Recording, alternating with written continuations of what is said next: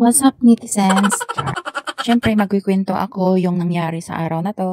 Dahil nag-buffet lunch kami sa labas kasama yung amo ko. At syempre ay sobrang busog ko naman. Ang ganda ng lugar, as in, ang dami mong makakain. Sulit yung babayaran mong sa halagang 178 na buffet lunch. Baka iisipin nyo ako nagbayad ng kinain ko. Hindi, sila nagbayad sa akin. Nakikita mo lahat ng mga drinks na yan. Pwede kang kumuha dyan kahit ilang piraso pa. Basta kaya mong inumin at laklakin.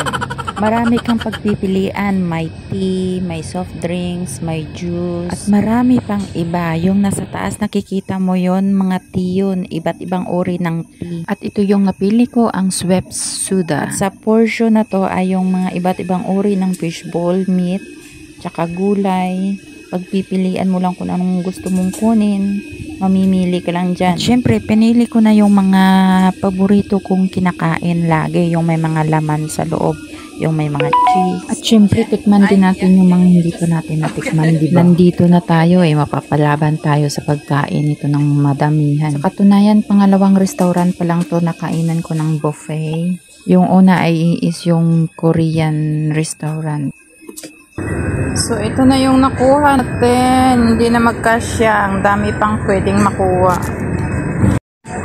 Dadalhin muna natin doon.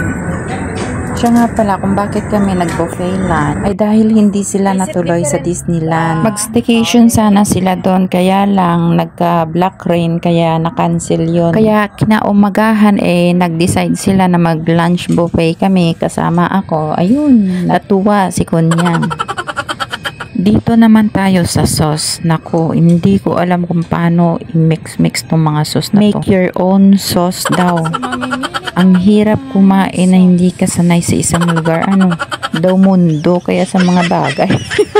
Ay nako, makigaya na lang kung anong ginagawa ng mga nakikita mo. Nakita ko si ate kumuha ng sauce, kaya doon ako kumuha. So ito na, dinagdagan ko na ng fried garlic, tsaka chili sauce. Ewan ko lang kung ano magiging lasa nito mamaya. Iba din talaga pag nakasama ka sa mga employer na kumakain sa restaurant. Kasi natuto ka sa mga bagay na hindi mo pa alam.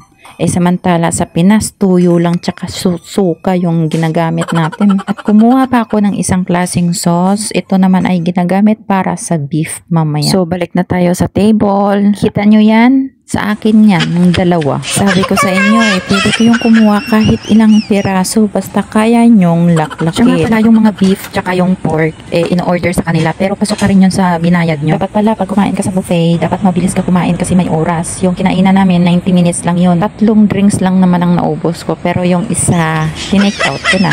After ng lunch namin, dumiretso na kami sa market. Magluluto kasi ako ng dinner, kailangan ng mamili ng para sa dinner namin. May bisita ako sa dinner kaya magluluto ng madamihan. Magdadalawang taon na kasi yung alaga ko, yung kapatid ni lalaki dito kakain sa amin, kaya ayun. Siya nga pala guys, nandito yung pinakamalaking Jollibee. Sa mga nanonood, alam kong alam nyo ang lugar na to, yung mga nandito sa Hong Kong.